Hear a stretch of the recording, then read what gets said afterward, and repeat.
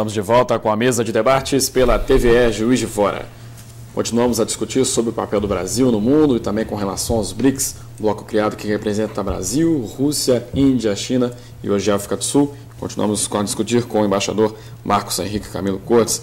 Embaixador Camilo Cortes, o senhor falava, a respeito da política externa como política de Estado, que tem sido utilizada hoje.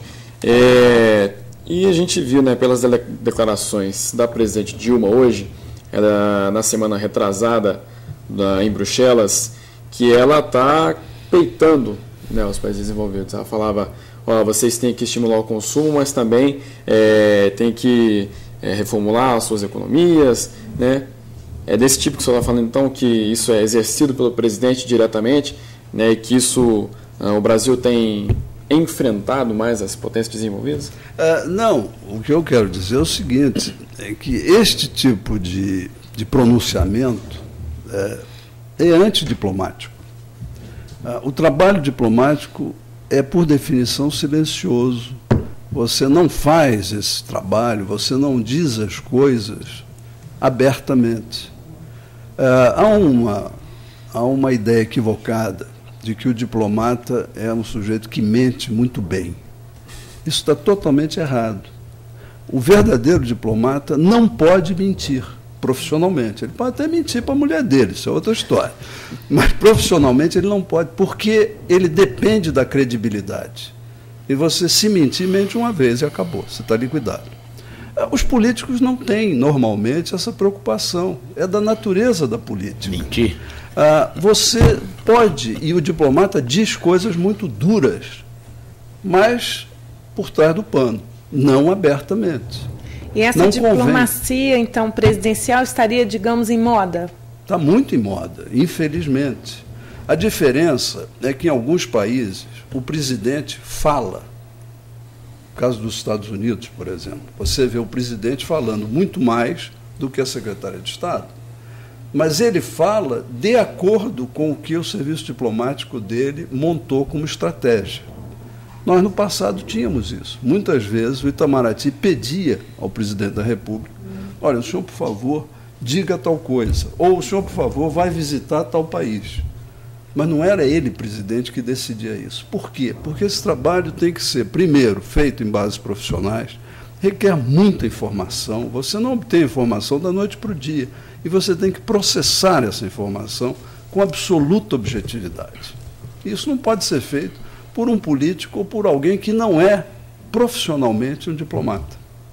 Não há passe de mágica, não há golpe de genialidade, isso não existe na verdadeira diplomacia. Agora, embaixador, o balanço que o senhor faz, então, dessa política dos últimos 10 anos, vamos dizer assim, é um balanço negativo, porque, aparentemente, o Brasil aumentou em massa crítica, economicamente. Talvez a questão de confiança, como o senhor disse, tenha diminuído, mas pode-se alegar que, justamente, certas posições mais polêmicas, certos alinhamentos mais polêmicos, são necessários num mundo onde existe uma única superpotência. Quer dizer, aí não entra o papel dos BRICS para ocupar o espaço vazio deixado pela antiga União Soviética, para bem ou para mal, e em benefício de um mundo multipolar e não unipolar? Eu não vejo assim. É claro que o mundo unipolar não é bom para ninguém, mas nunca chegou a ser um mundo unipolar, mesmo com a superpotência Estados Unidos em termos bélicos. Mas os Estados Unidos não são a superpotência em todos os outros campos. Em segundo lugar, como eu já indiquei, os componentes desses BRICS têm objetivos estratégicos diferentes e, repito, às vezes contraditórios. A Rússia tem os seus objetivos, como a China tem os seus objetivos, a Índia também, que não são sempre coincidentes com os do Brasil e vice-versa. E isto é normal. Mas para você resolver ou antever e neutralizar esses eventuais choques de interesse, você tem que trabalhar profissionalmente em silêncio, não fazendo pronunciamentos públicos. Não dá certo. Porque na hora que você faz um pronunciamento público, o outro também tem que fazer. Vou lhe dar um outro exemplo de por que a diplomacia presidencial é tão nociva. A verdadeira vitória diplomática é silenciosa. Às vezes até você faz com que pareça que o outro lado é que ganhou e você perdeu. Isso é normal. Ora, o político precisa ter a vitória visível. É da natureza da política. Então, é incompatível com o exercício da diplomacia. Eu não creio que, através desses exercícios de retórica, nós vamos mudar as correlações de força, de poder. Não muda nada. Pelo contrário, você dá uma ilusão de êxito. Por que a diplomacia presidencial atrai tantos políticos? Porque dá essa ilusão de que está tudo dando muito certo. O presidente viaja pelo mundo inteiro, e daí? O trabalho diplomático não é feito com viagens de presidentes, de qualquer país, não estou me referindo só ao Brasil, não. Esse trabalho tem que ser feito sistematicamente. Na hora em que o presidente passa a mão no telefone e fala com o outro, o papel dos embaixadores fica inevitavelmente prejudicado, porque ele, que normalmente é quem vai falar com o presidente do país onde ele está acreditado, esse presidente não vai mais querer receber. Eu falo direto com o seu presidente, para que eu vou perder meu tempo com você? E, consequentemente, você não tem o tempo necessário para processar todas as ideias e resolver ou evitar os conflitos. Essa diplomacia presidencial, como o senhor está caracterizando, já não é levada em consideração pelos diplomatas? Em outras palavras,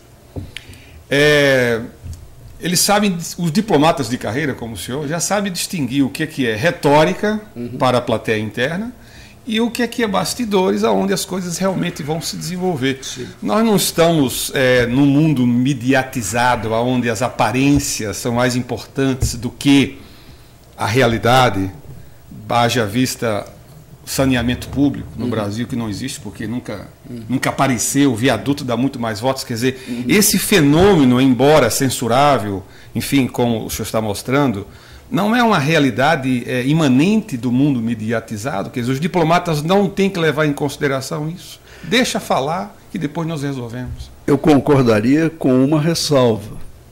Se os diplomatas pudessem continuar a fazer esse trabalho. Infelizmente, não é só retórica. No caso específico do Brasil, nos últimos 8 anos, nós vimos decisões serem tomadas não só sem o assessoramento do Itamaraty, mas muitas vezes contra a opinião do Itamaraty. Opinião essa, repito, profissional, pensando em termos do Brasil, não do governo. Nós nunca nos preocupamos com quem era o governo, porque nós não servíamos ao governo, nós servíamos ao país. E o país é de longo prazo, o governo é de curto prazo, por definição. Felizmente para nós, diplomatas de carreira. Embaixador, então, uma afirmação, nenhuma pergunta. O senhor foi contra, então, aquela divulgação dos Wikileaks, aqueles documentos diplomáticos, e democracia presume silêncio? Eu acho que você divulgar sigilos diplomáticos é ruim para todo mundo. Não é que você precise esconder o que você faz. O que você faz não vai ser entendido por muita gente. É normal que não entendam, porque eles não são do ramo. Na hora que você divulga certos comentários, por exemplo, você cria ofensas. O diplomata não se ofende, porque a avaliação dele é objetiva. Então, se eu estou servindo um país X e eu considero que o presidente daquele país é um idiota, eu tenho a obrigação de informar ao meu governo: o presidente fulano é um idiota. Agora, eu não vou dizer isso publicamente, porque não serve a ninguém. Mas eu tenho essa necessidade de fazer uma avaliação objetiva. Na hora que você divulga, vira xingamento, vira ofensa. Aí não dá certo. Perfeito. Vamos então para o nosso segundo intervalo aqui do programa. No próximo bloco vamos falar sobre a AME, assistência médica às empresas, já que hoje comemoramos o Dia do Médico e que está completando 40 anos. Nós voltamos já já.